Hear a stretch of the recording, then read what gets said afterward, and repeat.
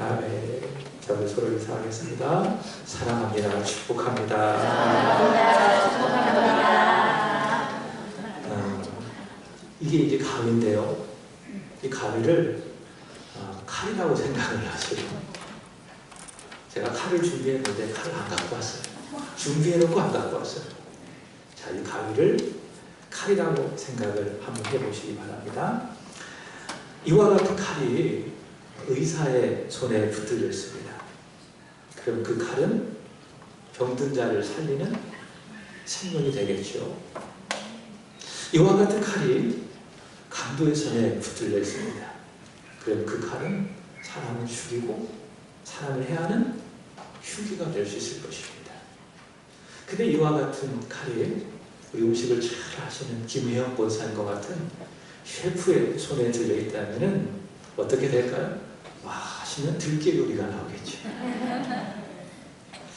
이런 것을 보면 어떤 물건인가 그게 중요한 것이 아니라 누구에게 붙들려 있는가 그것이 중요하다. 누구에게 붙들려 있는가에 따라서 그 가치가 결정이 된다는 걸 알 수가 있습니다. 사람도 마찬가지입니다. 무엇에 붙들려 있는가, 누구에게 붙들려 있는가, 거기에 따라서 그 사람의 가치, 심지어 그 사람의 인생, 그 사람의 결국도 결정이 된다는 것을 알 수가 있습니다. 이 세상에는 여러 종류의 사람들이 있습니다. 직업적으로 본다면 저와 같은 목회자도 있고 여러분처럼 생업에 종사하는 여러 사람들이 있을 것이고, 그러나 이 세상은 크게 두 부류의 사람으로 나눌 수가 있습니다. 첫 번째로는 믿음이 있는 사람, 반대로 믿음이 없는 사람.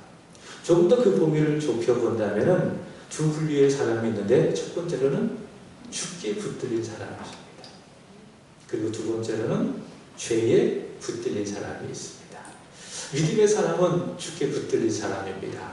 반대로 믿음이 없는 사람은 죄에 붙들린 사람입니다. 이런 두 부류의 사람이 있습니다. 여러분, 주는 누구십니까? 성경을 보면은 주님에 대해서 여러 가지 정의가 나와 있지만은 한번 따라할까요? 주는 생명이시다. 믿습니까? 네. 주님은 생명입니다. 예수님께서 이렇게 말씀하셨습니다. 요한복음 14장 6절의 말씀을 보시면 내가 곧 길이요 진리요 생명이니 나로 말미암지 않고는 아버지께로 올 자가 없느니라. 우리말 성경에는 길, 진리, 생명 이렇게 표현하고 있지만은 영어 성경에는 앞에 정관사 더를 붙입니다. 내가 곧 그 길이다. 내가 곧 그 진리다. 내가 곧 그 생명이다. 바꿔 이야기한다면 다른 길은 있습니까? 없습니까? 없다. 아버지께로 갈 수 있는 예수 외에 다른 길은 없다. 다른 진리는 없다. 다른 생명은 없다. 예수님을 통해서야만이 사람은 구원을 받고 아버지께로 간다.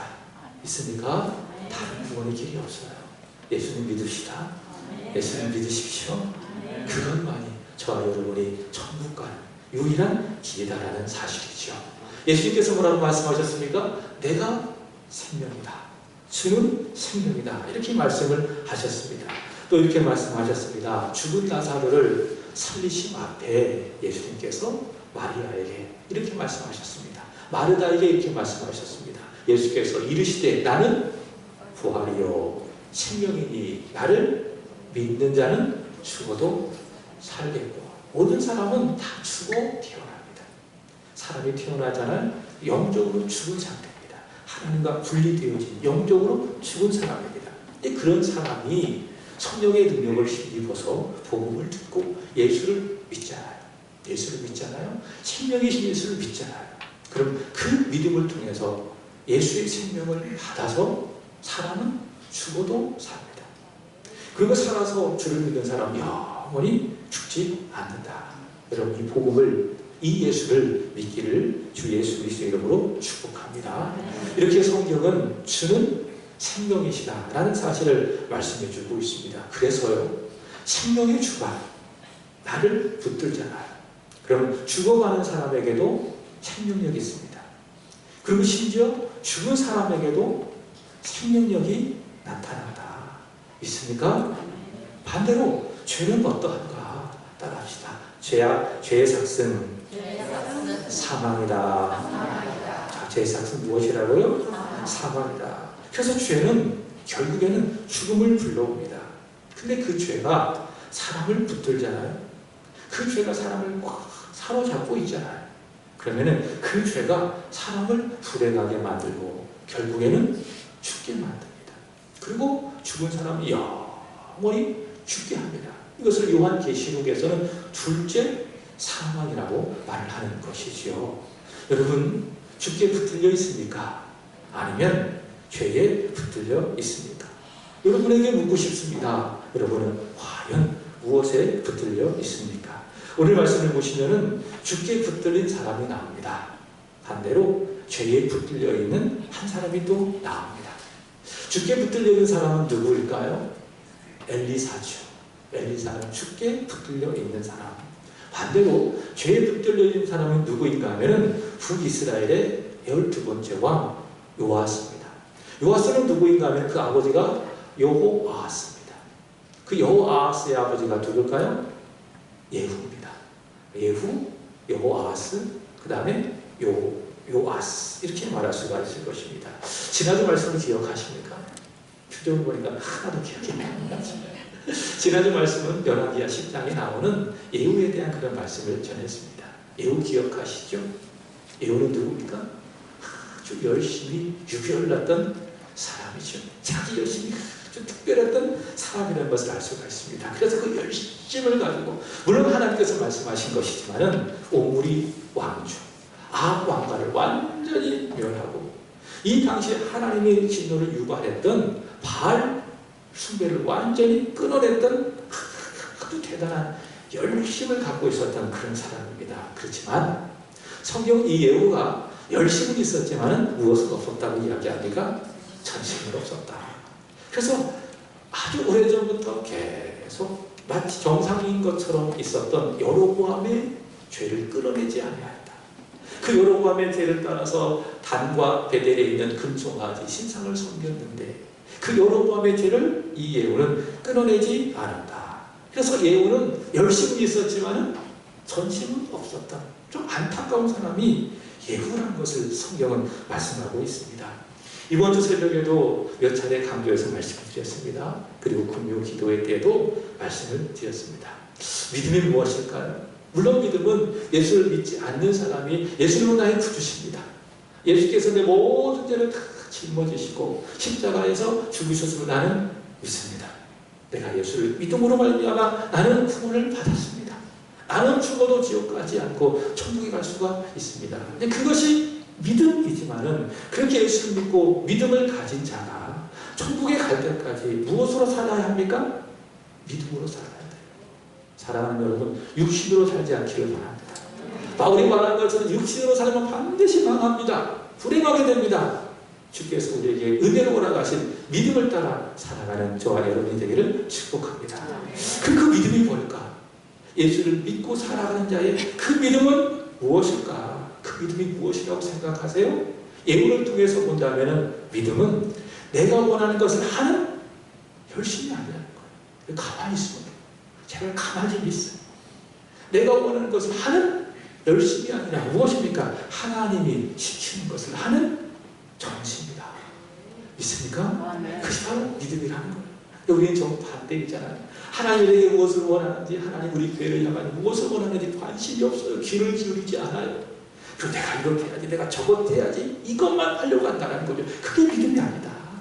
그건 종교다. 그건 예후의 열심이다. 하나님이 원하신 것이 무엇일까? 가만히 있어. 내가 너에게 명하는 것을 해. 다 해. 무엇을 원하십니까? 전심이다. 하나님 우리에게 바로 그 전심을 원하는 것이죠. 우리가 하나님께서 명령하신 것을 다 행하는 전심이 있다면 하나님께서 우리에게 허락하신 것이 무엇입니까? 열심이라는 거예요. 열심을 무시하는 것이 아닙니다. 순서를 말하는 거예요. 하나님이 시키시는 것을 내가 귀를 기울이고 그것을 구하고 그것을 찾고 그것을 발견하고 거기에 대해서 우리가 다 행하며 전심으로 순종하게 될 때에 하나님은 우리에게 열심을 허락하신다. 그리고 그 전심과 열심을 통해서 하나님의 영광을 받아주시고 교회는 부하고 저와 여러분의 믿음은 성숙하게 된다는 것이죠. 믿으십니까?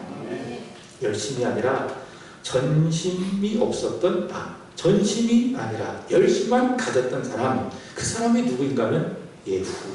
그리고 예후의 아들이 누구인가 하면 여호아하스. 그 다음에 여호아하스의 아들이 누구인가 하면 바로 요아스라는 거예요. 이 요아스는 누구냐? 죽게 붙들린 사람이 아니라 죄에 붙들린 사람이라는 사실이죠. 죽게 붙들린 엘리사 보십시오. 죽어가고 있습니다. 그러나 그에게는 생명력이 있습니다. 심지어 죽어서도 그에게는 생명력이 나타납니다. 반대로 죄에 붙들린 요아스, 그에게는 생명력이 없습니다. 살아있습니다. 건강해 보입니다. 그러나 그에게는 생명력이 없습니다.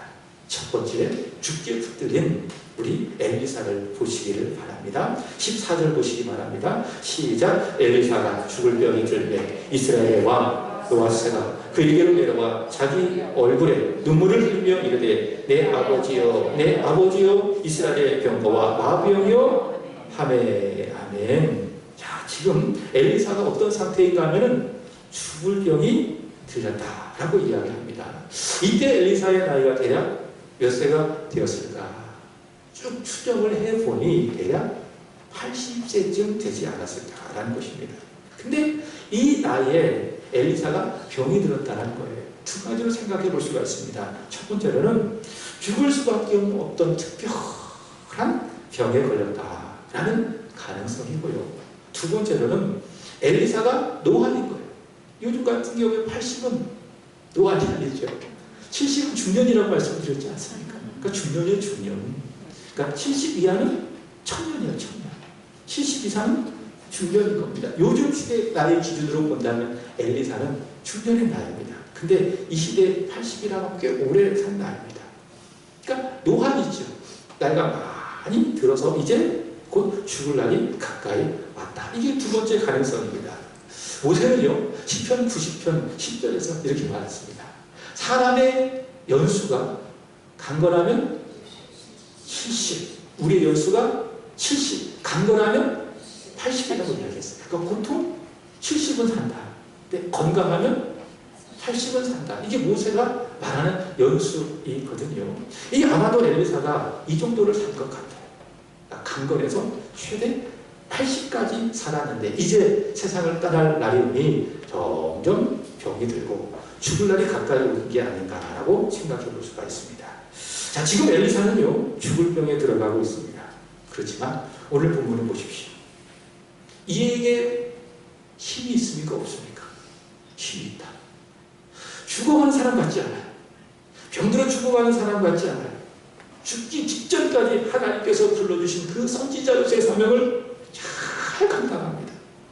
요아스에게 활과 화살을 통해서 보여주는 거예요. 하나님의 말씀을 알려주는 거예요. 이스라엘이 승리할 것이다. 죽어가고 있어요. 병들고 있어요. 그러나 그에게는 생명력이 있습니다. 19절의 말씀을 보시기 바랍니다. 또 어떠했는지 읽어보겠습니다. 시작. 하나님의 사람이 노하여 이르되 왕이 대6번을 칠 것입니다. 그리하였다면 왕이 아람을 치면하기까지 쳤으리라. 그런즉 이제는 왕이 아람을 3번만 치리라 하니라. 아멘. 자, 이 말씀 속에 엘리사가 노했다라고 이야기합니다. 활을 바닥에 치는데 요아스가 탁탁탁 3번만 칩니다. 이 요아스의 행동, 이따가도 설명하겠지만 믿음이 없는 하나님을 불신하는 이 행동에 대하여 하나님의 사람 엘리사가 어떻게 반응했습니까? 노했다라고 이야기합니다. 보통 분노에는 3가지의 분노가 있죠. 첫 번째 소노, 두 번째 중노, 세 번째로는 대노. 소, 중, 대노. 근데 여기서 엘리사가 노했다라고 하는 것은 3번째입니다. 아주 심했다. 여러분 그거 아십니까? 화도요, 힘이 있어야 돼요. 힘이 없잖아요? 소위 말해서 매가리가 없으면 화도 낼 수 있습니까? 없습니까? 화도 낼 수가 없는 겁니다. 그래서 여러분, 화 안 내셔야 되겠지만, 화가 나잖아요? 일본말로 야마가 나잖아요. 아, 내가 건강하고 이렇게 생각하시면 돼요. 건강해야 화도 내는 거예요. 지금 엘리사가 그런 상태입니다. 죽어가고 있어요. 점점 그 육신이 쇠하여져 가고 있어요. 그러나 무엇이 있어요? 힘이 있으니까 이 요아스의 믿음 없는 행동에 대하여 어떻게 했어요? 대노하는 거예요. 화를 내게 되는 것입니다. 믿음이 없는 이 일에 대하여. 믿음이 없는 이 일에 대하여 화를 내고 있는 엘리사를 보면 하나님이 보여요. 하나님의 아들 예수님이 보여요. 하나님이 언제 우리를 향하여 화내실까요? 믿음이에요. 믿습니까? 하나님이 우리에게 지켜고 하는 힘이 무엇입니까? 믿음이에요. 그 믿음 없는 것에 대해서 하나님은 좋아하지 않으실 거예요. 그럼 다른 것 좀 부족해도 믿음이 있잖아요. 하나님 정말 기뻐하십니다. 그 11서 11장에서 뭐라고 이야기합니까? 믿음이 없이는 하나님을 기쁘시게 하지 못하나니. 무엇을 기쁘게 한다고요? 믿음으로 하나님을 기쁘시게 한다. 믿습니까? 그 믿음을 가십시오. 그 믿음으로 하나님을 기쁘시게 하는 저와 여러분 되기를 축복합니다. 기도할 때도 믿음을 담아내십시오. 예물을 드릴 때도 거기에다가 믿음을 담아내시기를 바랍니다. 예배를 드릴 때도 마찬가지입니다. 오늘 찬양이 한 입이 찬양되는데 거기에다 가장 담을 것이 무엇입니까? 하나님이 기뻐하시는 그 믿음을 담아내고 하나님 앞에 올려드리는 겁니다. 하나님 믿음이 있는 자를 기뻐하신다. 엘리사가 그런 마음인 것이죠. 믿음이 있어야 되는데 누구에게는 초요하스에게는 믿음이 없는 거죠. 그러니 엘리사가 어떻게 합니까? 격하게 노했다라는 것이죠. 이렇게 엘리사는요, 죽음을 맞이하는 그 마지막 순간까지 이 엘리사는 요아스의 믿음 없음을 강하게 책망하는 생명력을 보여주고 있습니다. 여러분, 어떻게 그가 죽은 것 같지만 이런 생명력이 있는가? 어떻게 이런 생명이 있을까요? 엘리사가 강해서 그렇지가 않습니다. 생명의 주께서 죽는 그 순간까지 이 하나님의 사람 엘리사를 붙들고 있기 때문에 엘리사는 죽어가고 있지만은 끝까지 선지자의 사명을 감당하고 믿음 없는 요아스를 책망하는 생명력을 보여주고 있습니다. 이 하나님의 사람 엘리사와 같이 죽게 붙들린 한 사람을 여러분에게 소개하고 싶습니다. 그 사람이 누구인가 하면 모세입니다. 모세. 여러분, 모세는 몇 년을 산지 아십니까? 120년을 살았습니다. 성경을 읽으신 분들은 아마 알 거예요. 그러니까 애국에서 왕자로서의 40년을 삽니다. 그리고 애국 왕자의 생활을 마치고 그 쫓겨난 거죠. 미디안에서 목자로서 40년을 살아갑니다. 그리고 호렙산에서 하나님의 부름을 받아서 이스라엘 이끄는 출애굽의 지도자로서 40년, 총 120년을 살게 되어지는데 하나님께서 이 모세를 붙드신 거예요. 그 40년 동안 출애굽의 지도자로서 모세가 얼마나 생명력 있게 하나님 앞에 쓰임 받았는지 몰라요. 근데 저는 이 목회를 하다가 보면 지칠 때가 있어요. 또는 힘에 겨울 때가 종종 있습니다. 근데 그런 저와 비교했을 때 모세는 전혀 그렇지 않았던 것 같아요. 낮이나 밤이나 항상 능력 있게 생명력 있게 80대부터 사역했던 그 노인이 그렇게 생명력 있게 사역한 것을 볼 수가 있습니다. 어떻게 할 수가 있느냐? 마지막에 그의 모습을 보면 알 수가 있습니다. 신명기 34장 10절의 말씀을 보시면 이런 말씀이 있습니다. 시작. 모세가 죽을 때 나이 120세였으나 그의 눈이 흐리지 아니하였고 기력이 쇠하지 아니하였더라. 아멘. 120세를 살았는데 죽을 때까지 눈이 흐리지 아니하였다. 그 다음에 기력이 쇠하지 아니하였다. 그렇게 이야기하죠. 그의 눈이 흐리지 아니하였다. 이게 어떤 말씀인가 하면 눈에 빛이 있었다. 세번역 성경 그렇게 번역하고 있습니다. 그래서 눈빛이 살아 있었다. 그런 이야기입니다. 제가 초등학교 다닐 때는 선생님이 굉장히 무서웠어요. 선생님은 정말 하늘 같은 분이셨어요. 그래서 선생님은 화장실만 간 줄 알았어요. 선생님 그랬다고요. 요즘에는 아이들 선생님 그렇게 생각하는지 모르겠어요. 근데 수업 시간에 피곤하잖아요. 그러면 아이들 꾸벅꾸벅 줍니다. 요즘 아이들 얘기 들어보면 엎어도 잔다고 하더라고요. 그래도 선생님이 못 깨운대요. 근데 제가 고등학교 때나 중학교 다닐 때는 그렇게 하잖아요. 그럼 어떻게 하는지 아십니까? 바로 분필 날아갑니다. 기분 좋으면. 기분 나쁘면은 분필 지우개 날아갑니다. 그래가지고 여기다 이렇게 분필 지우개 맞아가지고 하얗게 이렇게 그러니 큰일 났습니다. 근데 그때는 이렇게 엎어져 잔다는 걸 상상을 못하는 거예요. 왜? 그렇게 하면 선생님을 모독하는 거니까. 상상을 못합니다. 그래서 피곤하잖아요. 그럼 어떻게 하면 이렇게 또 저기 이렇게 들고 막 그래 안 자려고 그런 경험 있으시잖아요. 여기에 지금 많이 그럴 거예요. 졸리면 엎어져 자시는 한 분도 없어요. 근데 졸리면 어떡하죠? 눌러 이렇게 하는 거예요. 그럼 선생님이 꼭 하는 말이 있어요. 야, 썩은 동태눈깔처럼 하지 말고 눈 똑바로 한다. 그런 얘기 한다는 거예요. 눈이 어떻다고요? 동태눈깔. 썩은 동태눈깔. 그러지 않았다는 거예요. 모세의 눈이. 사람이 죽을 때가 되면 눈에 빛이 사라지는 거예요. 말 그대로 썩은 동태눈깔 같은 거예요. 사람이. 근데 모세는 죽기 전까지 그 눈에 빛이 있었다. 그리고 그 기력이 쇠하지 아니하였다. 왜 그럴까요? 모세가 정말 건강해서 물론 그런 것도 있겠지요. 건강을 잘 관리해서 그런 것도 있겠지요. 그러나 그렇지 않습니다.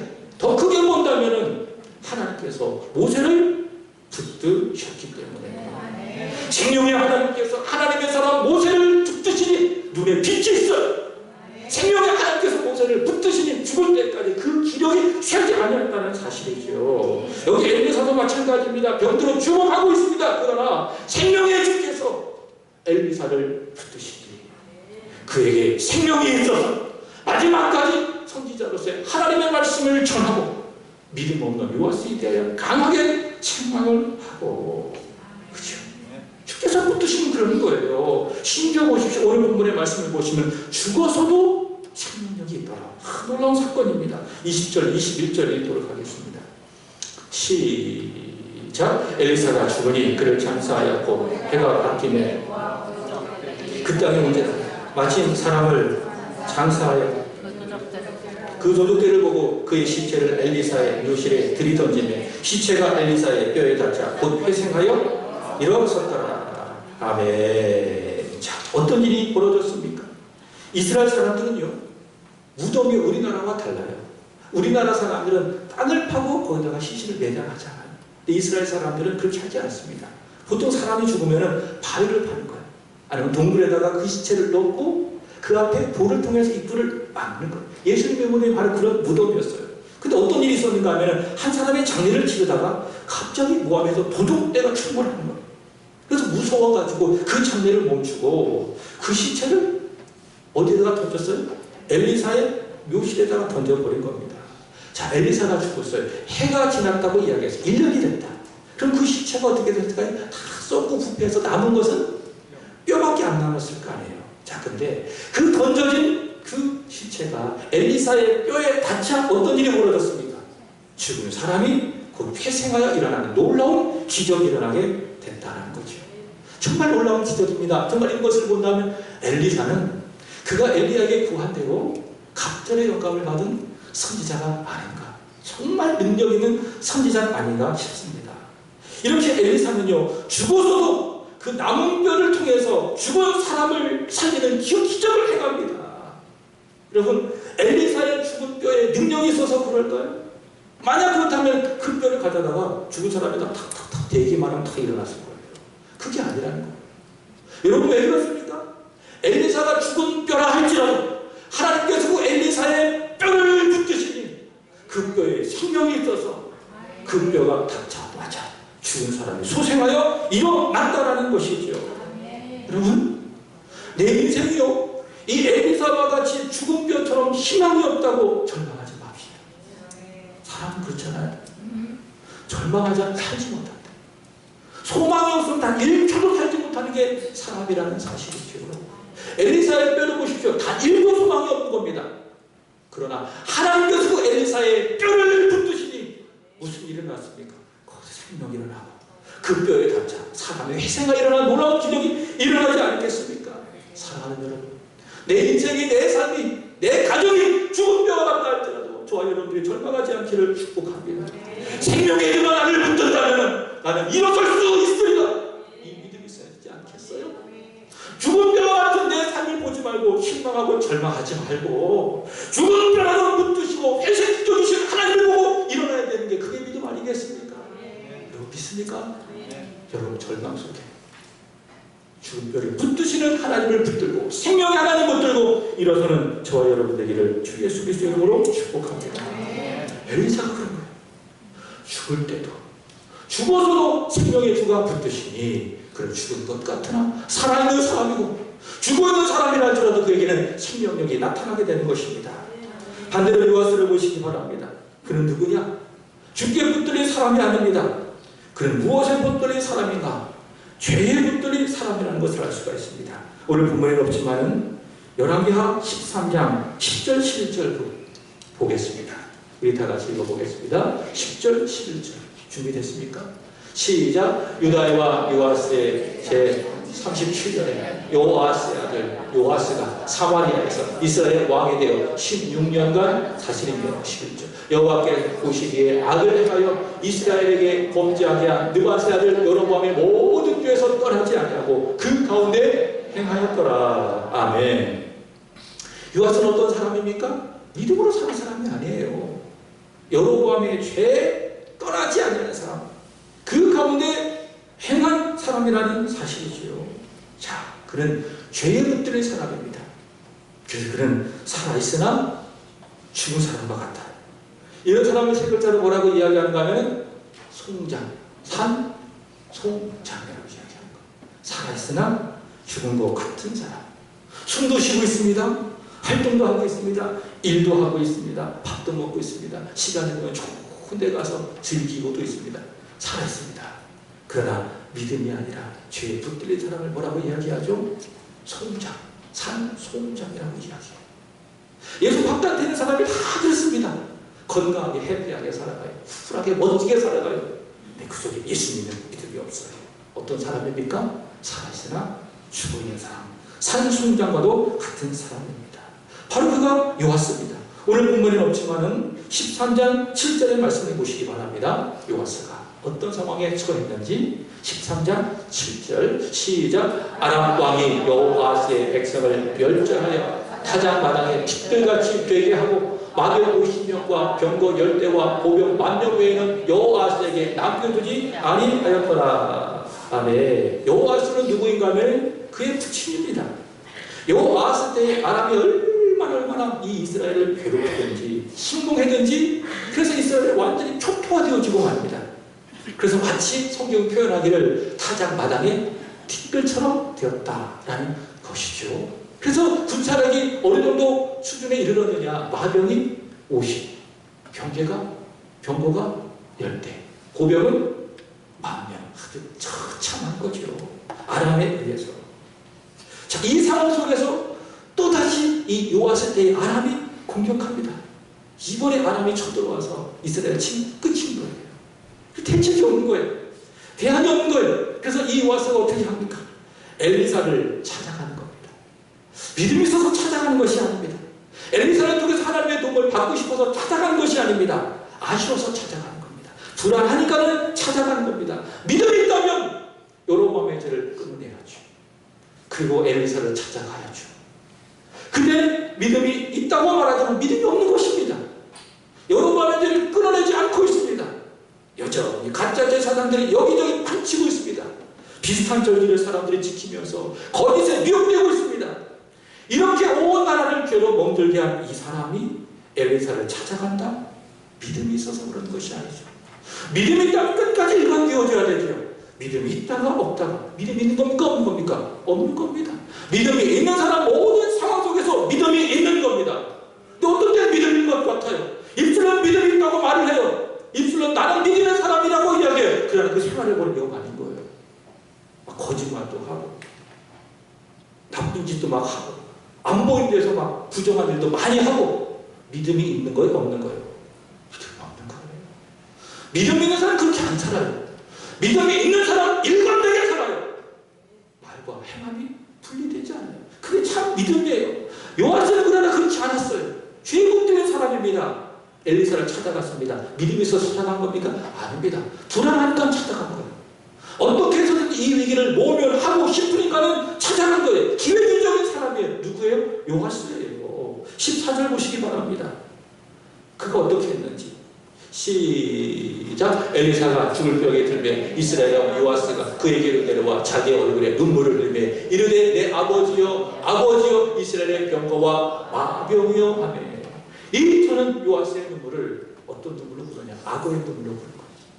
정말 믿음이 있어서 엘리사를 통해서 역사하신 하나님을 믿기 때문에 흘리는 눈물이 아니라 그는 이 위기를 모면하고 싶고 이 위기를 넘어가고 싶고 이 어려움에서 내가 해결받고 싶고 이 한마디로 이 요아스는 이 눈물을 흘리는 것입니다. 이 요아스는 누구라고요? 죄에 붙들린 사람이다 라는 것이죠. 엘리사는 요아스에게 동쪽창을 열고 화를 쏘라고 지시를 합니다. 자, 그러자 쏩니다. 우리 17절 읽어보도록 하겠습니다. 시작. 이르되 동쪽 창을 여소서 하매 곧 열매 엘리사가 이르되 쏘소서 하는지라. 곧 쏘매 엘리사가 이르되 이는 여호와를 위한 구원의 화살 곧 아람에 대한 구원의 화살이니 왕이 아람 사람을 멸절하도록 아벡에서 치리라 하니라. 아멘. 요아스가 화살을 쏘라고 하니까 쐈어요. 이것이 상징입니다. 무슨 상징입니까? 여호와께서 아람을 우리나라로부터 지켜주신다. 우리 아람으로부터 승리하실 것이다 라는 상징을 보여주는 것입니다. 그러다 또 엘리사가 또 명령하는 거예요. 18절 보겠습니다. 시작. 또 이르되 화살들을 집으소서. 곧 집음에 엘리사가 또 이스라엘 왕에게 이르되 땅을 치소서 하느니라. 이에 세 번 치고 그친지라. 아멘. 활을 잡고 그 다음에 땅을 치라는 것이죠. 이것 또한 무엇을 상징하는 것입니까? 우리가 이길 것이다. 우리가 아람을 이길 것이다. 승리를 상징하는 겁니다. 근데 요아스는 믿었을 거야? 안 믿었을 거야? 안 믿는 거야. 그러니 형식적으로 땅을 탁탁탁 세 번만 친 거예요. 하나님께서 이기게 하실 것이다. 이 하나님의 말씀을 믿지 않는 것입니다. 불신의 마음을 갖고 있어요. 그러나 치라고 하니까는 세 번만 탁탁탁 친 겁니다. 안 믿으니까, 안 믿는 마음으로 치니까 엘리사가 몰랐겠어요? 그래서 엘리사가 어떻게 합니까? 19절의 말씀을 보시면 경고하고 이 요아스에 대해 책망하잖아요. 왕이 세 번만 외치니까 대여섯번을 쳤더라면은 왕은 완전히 이길 수가 있었을 것입니다. 이렇게 전하는 것입니다. 요아스는 누굽니까? 생명의 주께 붙들려 있는 사람이 아니라 죄에 붙들려 있는 믿음 없는 사람이 바로 오늘 본문에 나오는 요아스라는 사실이죠. 오늘 말씀의 제목입니다. 사랑하는 여러분, 여러분은 과연 무엇에 붙들려 있습니까? 엘리사처럼 생명의 하나님께 붙들려 있습니까? 아니면 요아스처럼 죄에 붙들려 있습니까? 따라합시다. 하나님은 나를 붙드신다. 먼저 이것을 믿기를 축복합니다. 엘리사의 하나님은 여전히 살아계셔서 여러분 예수를 믿고 있다면 나를 붙드신다. 이 사실을 여러분이 믿기를 주 예수 그리스도의 이름으로 축복합니다. 하나님 이렇게 말씀하셨습니다. 이사야 41장 10절입니다. 읽어보겠습니다. 시작. 두려워하지 말라. 내가 너와 함께하리라. 놀라지 말라. 나는 내 하나님이 됩니다. 내가 너를 굳세게 하리라. 참으로 너를 도와주리라. 참으로 나의 의로운 오른손으로 너를 붙들리라. 아멘. 믿습니까? 하나님이 나를 붙드신다. 13절 시작. 이는 나 여호와 너의 하나님이니 내 오른손을 붙들고 내게 이르기를 두려워하지 말라. 내가 너를 도우리라 할 것이니라. 아멘. 하나님의 반복해서 우리가 하신 말씀이 무엇입니까? 내가 너를 붙들게. 왼손이 아니라 이 오른손으로 너를 붙들게. 하나님이 이렇게 우리에게 말씀하고 있습니다. 여러분 이 하나님을 믿으십니까? 여러분 이 하나님을 믿으시고 여러분과 하나님을 붙들게 되기를 주 예수 그리스도의 이름으로 축복합니다. 이것을 믿지 않는 사람은 주에 붙들 수밖에 없어요. 그럼 불행이에요. 죽음이에요. 그러나 나를 붙드시는 하나님, 예수 안에 있는 믿음을 갖고 있는 나를 붙드신 하나님 여러분이 믿고 여러분 또한 하나님을 붙들게 된다면 죽은 자 같으나 살아난 자가 됩니다. 죽어서도 여러분은 생명력을 남기는 믿음의 영혼이 될 줄로 믿습니다. 여호수아가요. 가나안 정복을 다 마쳤어요. 그리고 난 다음에 요단 동편에 있는 지파를 돌려보내면서 여호수아가 아주 중요한 말을 남깁니다. 그 말씀이 무엇이냐면 여호수아 22장 5절의 말씀입니다. 갑자기 하늘이 이렇게 나왔나요? 이 성경을 한번 찾아보도록 하겠습니다. 여호수아 22장 5절 앞에 나와 있네요. 다 같이 읽어보겠습니다. 시작. 오직 여호와의 종 모세가 너희에게 명령한 명령과 율법을 반드시 행하여 너희 하나님 여호와를 사랑하고 그의 모든 길을 행하여 그의 계명을 지켜 그에게 친근히 하고 너희 마음을 다하여 성품을 다하여 그를 섬길지니라 하고. 아멘. 자, 이 말씀 속에 좀 낯선 단어가 있습니다. 그것이 무엇인가 하면 친근히 승리하고 이 말씀입니다. 사랑한다. 그의 길로 행한다. 마음과 성품을 다해 그를 섬기다. 다 알고 있지만은 친근하다. 이게 과연 어떤 의미입니까? 확신하게 하나님과 지낸다. 이런 의미라기보다는 이게 어떤 의미인가 하면 붙든다는 거. 하나님을 꼭 붙들어라. 하나님을 놓지 말아라. 마치 루시 그 어머니 나오미를 꼭 붙잡았던 것처럼 너희가 하나님을 꼭 붙들어라. 그 말씀을 여호수아는 이스라엘 백성들에게 하고 있는 것이 아니겠습니까? 사랑하는 여러분, 하나님을 붙들고 삽시다.